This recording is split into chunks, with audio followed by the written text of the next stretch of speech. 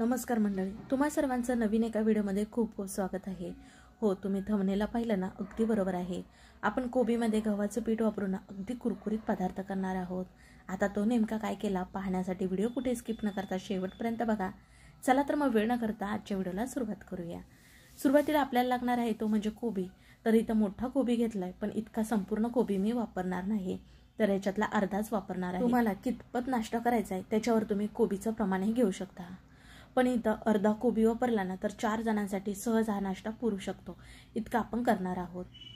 तर अर्धा कोबी चिरला ना तर हा अर्धा आपण बाजूला ठेवू। जो इथं आपण अर्धा कोबी घेतला ना त्याचा सुद्धा आपण अर्धा भाग करून घेऊयात, म्हणजे हा कोबी आपण खिसून घेणार आहे ना, त्याच्यामुळे आपला खिसायला सहजपणे येईल, त्याच्यामुळे असे आपण भाग करून घेणार आहोत। आता ना आपल्याला मोठ्या किसणीनेच हा कोबी खिसून घ्यायचा आहे, बारीक किसणी वापरायचं नाही।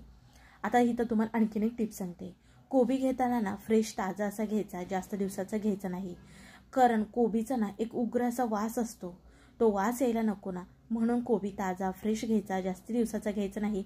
आणि कडक बघून कोबी घ्यायचा, असा जास्त मऊ किंवा भुसभुशीत असलेला घ्यायचा नाही।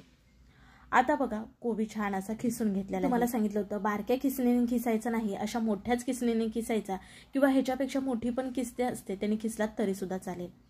ह्याचं कारण आपण इथं करत आहोत हे कोबीचे मंचुरियन। कोबी जर जास्तच बारीक खिसला ना आपण तर आतमधून दाटल्यासारखे होतील आणि गोळे असे होतील, म्हणजे एकाच ठिकाणी बसल्यासारखे, त्याच्यामुळे होता होईल तुम्ही मोठ्या किसणीने किसून घ्या। तुम्ही एकदम बारीक बारीक चिरून घेतलात तरी सुद्धा चालेल, तुमच्याकडे चॉपर असेल त्याच्यामध्ये बारीक केलात तरी सुद्धा चालेल। आता किसलेला कोबी ना आपण एका भांड्यामध्ये काढून घेऊयात।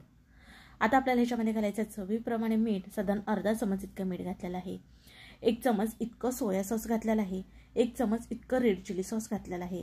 हे सॉस तुम्ही तुमच्या आवडीनुसार कमी अधिक करू शकता।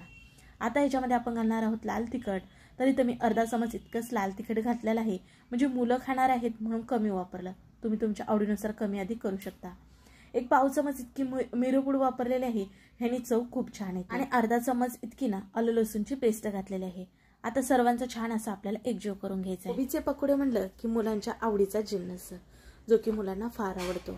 मुलांना काय अगदी मोठ्यांना सुद्धा आवडतो बरं का। बरेच जण मुलांना मैद्याचे पदार्थ देत नाहीत किंवा स्वतः सुद्धा मैद्याचे पदार्थ खात नाहीत, मग आज आपण मैद्याचा कॉर्नफ्लॉवरचा वापर न करता हे मंचुरियन किंवा कोबी पकोडे करणार आहोत। आता बघा ह्या कोबीमधलं पाणी सुटतं, म्हणजे स्वतःचं तर कोबीचं पाणी सुटतं, शिवाय आपण मीठ घातल्यामुळे सुद्धा पाणी सुटतं, ह्याच्यामुळे आपल्याला जरा सुद्धा पाणी वापरायची गरज पडत नाही। आता ह्याच्यामध्ये आपल्याला पिठं कुठली कुठली घालायची ते म्हणजे बघा, सुरुवातीला अर्धी वाटी इतकं ज्वारीचं पीठ घातलं, इथं घेतलेलं आहे ते अर्धी वाटी इतकं तांदळाचं पीठ आणि अर्धी वाटी इतकं गव्हाचं पीठ। म्हणजे गव्हाचं पीठ ह्याच्यासाठी जिथं आपण मैदा वापरणार नाही तिथे आपल्याला गव्हाचं पीठ वापरायचं आहे, आणि जिथं आपण कॉर्नफ्लॉवर वापरणार नाही तिथं आपल्याला तांदळाचं पीठ वापरायचं आहे आणि ज्वारीचं पीठ थोडं गावीना वापरायचं, म्हणजे कोबी मंचुरियन आहे ना खूप छान कुरकुरीत असे होतात, कारण आपण कॉर्नफ्लॉवर वापरणार नाही, त्याच्यामुळे ज्वारीचं पीठ वापरून बघा तुम्ही, खूप छान कुरकुरीत असे हे कोबी पकोडे होतात। म्हणजे मी बरेच वेळा ना कुठल्याही वड्या करायच्या असल्या किंवा भजी करायच्या असले ना तर थोडं गावीना ज्वारीचं पीठ घालते, खूप छान कुरकुरीत पदार्थ होतो। आता सर्वांचं छान आपल्याला एकजीव करून घ्यायचं आहे, वरून आपल्याला जरा सुद्धा पाणी वापरायची गरज पडत नाही। तुम्हाला ना इथं चेक करून घ्यायचं आहे ही आपली पकोडी पडतात का। जर तुम्हाला जरा जास्त सैलसर वाटलं ना हे पीठ, तर ना तुम्हाला तांदळाचं किंवा ज्वारीचं पीठ वापरायचं आहे, जास्तीचं गव्हाचं पीठ वापरायचं नाही। हे छान प्रकारे पकोडे पडतात, म्हणजे आता ह्याच्यामध्ये कुठलीच पीठं वापरणार नाही। आता ह्याच्यामध्ये थोडंसं ना मी रेड कलर वापरत आहे, तुम्ही अगदी नाही वापरलात तरी सुद्धा चालेल। त्यावेळेस मी घरामध्ये मुलांसाठी पकोडे बनवते त्यावेळेस हा रंग किंवा फूड कलर वापरत नाही, पण आता व्हिडिओसाठी तुम्हाला दाखवण्यासाठी म्हणून इथं थोडासा रेड कलर वापरलेला आहे। बाहेरचे पकोडे बघा लाल लाल असतात, त्यामुळे मुलांना लाल रंगाचे हे पकोडे आवडतात, त्यामुळे थोडंसं वापरू शकता, किंवा काश्मीरी मिरची पावडर वापरलात ना तरी सुद्धा ह्याचा हलका लालसर रंग येतो। आता बघा छान आपलं इथं हे मिश्रण तयार झालंय पकोडे करण्यासाठी। चला आता आपण पटकन हे पकोडे करून घेऊयात। त्यासाठी अगोदरच तेल गरम करायला ठेवलं होतं, तेल गरम आहे का चेक केलं, आणि आता इथं मी छोटे छोटे हे पकोडे सोडत आहे। मी ना तुमच्या आवडीनुसार असे छोटे पकोडे सोडू शकता, किंवा ह्याच्यापेक्षा जर मोठे पकोडे सोडलात तरी सुद्धा चालेल, पण काय माहितीये का, हे पकोडे जर असे तळायला वेळ लागतात, म्हणजे ते कुरकुरीत तर झाले पाहिजेत ना, मग जरा मोठे पकोडे सोडले ना तर ते तळायला बराच वेळ लागतो कुरकुरीतपणा यायला, त्यामुळे इथं मी छोटे छोटे असे पकोडे सोडते, म्हणजे ते लवकर तळले सुद्धा जातात आणि छान कुरकुरीत असे होतात। आता तुमच्या कढईमध्ये जेवढे मावतात तेवढे तुम्हाला पकोडे सोडून घ्यायचे आहेत। इथं जर माझी छोटी कढई असल्यामुळे एका वेळेस थोडेच पकोडे मावतात। सुरुवातीला गॅस मात्र इथं आपल्याला फास्ट ठेवायचा आहे, नंतर मध्यम तो बारीक गॅस करून आपल्याला छान हे पकोडे कुरकुरीत होईपर्यंत तळून घ्यायचे आहेत. पण सुरुवातीला मात्र गॅस फास्ट तो मध्यम ठेवायचा आहे. आता हे पकोडे छान प्रकारे तळून घ्यायचे आहेत. हे पकोडे तळलेत कसे समजायचे हे तुम्हाला पुढे एक ट्रिक सांगते, म्हणजे तुम्ही कधीही बिनधास्तपणे पहिल्यांदा जरी पकोडे करायला घेतलात तरी सुद्धा संपेसपर्यंत कुरकुरीत राहतात. मला ना इथं सतत असं पकोड्यांना हलवत राहायचं आहे, म्हणजे सगळीकडे छान एकसारखे कुरकुरीत होतात. हे पकोडे आपले तळलेत कसं समजायचं बघा. अगोदर किती बुडबुड्या येत होत्या आणि आता तळल्यानंतर बघा बुडबुड्या याच्यात थांबल्यात, म्हणजे समजायचं आपले पकोडे छान प्रकारे इथं तळले गेले. आता तुम्ही आवाज सुद्धा बघा एकदम झालेत ना कुरकुरीत. इथं मी खाण्याचा जो कलर असतो ना तो एकदम थोडा वापरलेला आहे, त्याच्यामुळे जास्तीचे काही लाल इथं पकोडे झालेले नाहीत. आता ना पहिली बॅच तरी आपली तळून झाली. दुसऱ्या वेळेस सुद्धा आपल्याला तसेच छोटे छोटे पकोडे सोडून ते सुद्धा तळून घ्यायचे आहेत. बघा बुडबुडे पूर्णपणे इथं कमी झालेले आहेत, म्हणजे इथं आपले हे पकोडे तळून झालेत, छान प्रकारे कुरकुरीत झालेले आहेत. आता आपण हे तेलाबाहेर काढून घेऊयात. तुम्हाला विश्वास सुद्धा बसणार नाही की घरातले आपण पीठ वापरून एवढे छान कुरकुरीत पकोडे केलेले आहेत. पकोडे म्हणलं की मुलांच्या अगदी जिव्हाळ्याचा पदार्थ, आणि मुलांच्याच काय अगदी मोठ्यांना सुद्धा पकोडे आवडतात. पण बरेच जण डाएटवर असल्यामुळे मैद्याचे पदार्थ खात नाही, आता ते सुद्धा हे घरची पीठ वापरून पकोडे करू शकता. आता पकोडे सोबत खाल्ली जाणारी जी चटणी असते ना ती पटकन तुम्हाला दाखवते कशी करायची बघा. एक 9 ते 10 इतक्या लसणाच्या पाकळ्या घ्यायच्या, 1 इंच आलं याचे तुकडे करून घेतले, 3 ते 4 हिरव्या मिरच्या, पाणी न घालता मिक्सरला हे वाटून घ्यायचं आपल्याला. बघा छान प्रकारे इथं वाटलं गेलेलं आहे. तुम्हाला जर तिखट आवडत असेल तर आणखीन 1-2 मिरचीचं प्रमाण वाढवलं तरी सुद्धा चालेल. आता गॅसवरती कढई ठेवली, 1 पळी इतकं तेल घातलेलं आहे. तेल गरम झालं की आपण तयार केलेलं अद्रक लसूण मिरची ह्याचा ठेचा घालून घेणार आहोत. आता ह्याचा कच्चापणा जाऊपर्यंत आपल्याला छान प्रकारे परतून घ्यायचं आहे, म्हणजे ना चटणी जास्त आपली तिखट होत नाही, छान चवदार अशी होते. तोपर्यंत तुम्ही मला सांगा, तुम्ही आपल्या चॅनल सबस्क्राईब केलं की नाही? केलं असेल तर ठीक आहे, पण नसेल केलं तर पटकन सबस्क्राईब करा बघू, म्हणजे पुढे येणारे सुद्धा असे छान साधे सोपे माझे व्हिडिओ नेहमी तुम्हाला पाहायला भेटतील. त्याच्यासाठी जरूर सबस्क्राईब करा. आता आपल्याला ह्याच्यामध्ये घालायचं आहे 1 चमच इतकं सोया सॉस आणि 1 चमच इतकं रेड चिली सॉस.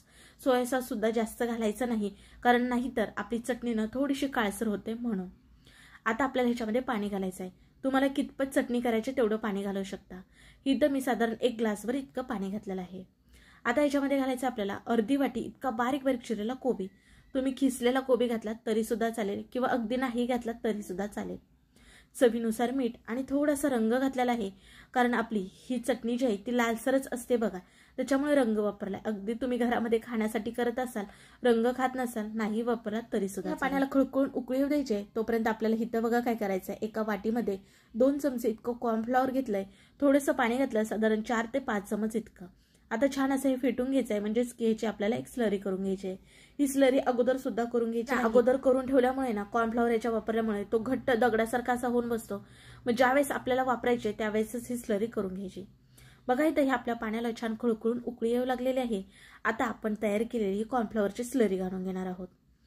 आता बघा जसं आपण स्लरी घालू ना तसं मिसळून घ्यायचं आहे, तसं ह्या चटणीला आपला दाटसरपणा येतो. तुम्हाला कितपत ही चटणी घट्ट पातळ हवे तेवढी आता तुम्ही ठेवू शकता. गॅस इथं मध्यम तो बारीक ठेवलेला आहे. एक 3 ते 4 मिनिटं छान अशी शिजवून घेतले. बघा ह्याला छान बुडबुड्या लागल्यात, म्हणजे आपली इथं पकोड्यासोबत खाल्ली जाणारी ही चटणी सुद्धा तयार झाली. आता इथं आपण गॅस बंद करणार आहोत, आणि ही चटणी थंड झाल्यानंतर ना जरा घट्ट होते, म्हणून जरा अशी पातळच ठेवायची, जेणेकरून ती ना आपल्याला बुडवून खाता यावी पकोड्यांसोबत म्हणून. आता चला सर्व इथं पकोडे तळून घेतलेले आहेत. वा काय छान दिसतात पकोडे आपले, अगदी कुरकुरीत झालेत बरं का. बघा इथं तुम्हाला माझ्या मोडण्यावरच समजत असेल. मला बघा सुरुवातीलाच सांगितलं होतं आपण अर्धा कोबी वापरून ना अगदी 4 लोकांसाठी पुरेल असं नाश्ता करणार आहोत, म्हणजे अगदी सहजपणे 4 ते 5 लोक हे पकोडे खाऊ शकतात, इतके होतात आपण घेतलेल्या प्रमाणामध्ये. बाहेरून ज्यावेळेस तुम्ही पकोडे विकत आणता त्यावेळेस एवढा मात्र विचार करा की हे पकोडे कसे केलेत आपल्याला माहीत नाही, स्वच्छतेची काळजी घेतली का नाही हे सुद्धा आपल्याला माहीत नसतं. त्यामुळे ना तुम्ही घरी स्वच्छतेची काळजी घेऊन घरची पीठं वापरून हे असे पकोडे करू शकता.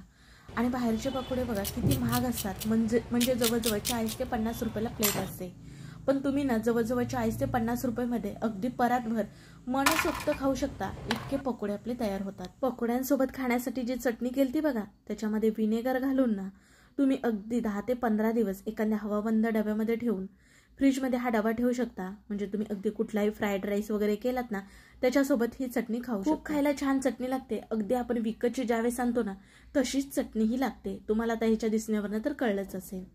बघा, आपण कॉर्नफ्लॉवर किंवा मैदा न वापरता हे पकोडे केले घरातले पीठ वापरून. तुम्हाला तर त्याच्या आवाजावरून अंदाजच आला असेल ते किती क्रिस्पी आणि कुरकुरीत झालेत. तितकेच चवीला सुद्धा खूप छान झालेले आहेत. मी सांगते म्हणून नक्की ट्राय करून बघा. कसा वाटला व्हिडिओ नक्की कमेंट करून सांगायला विसरू नका. जरा सुद्धा आवडला तर व्हिडिओ लाईक करा, व्हिडिओ शेअर करा तुमच्या मित्र मैत्रिणी परिवारामध्ये, म्हणजे ते सुद्धा हे आपले पौष्टिक पकोडे नक्की करून पाहतील. मी आशा करते की आजचा व्हिडिओ तुम्हाला मनापासून आवडला असेल. चला मग पुन्हा भेटू अशा नवीन एका रेसिपीमध्ये. तोपर्यंत बाय बाय.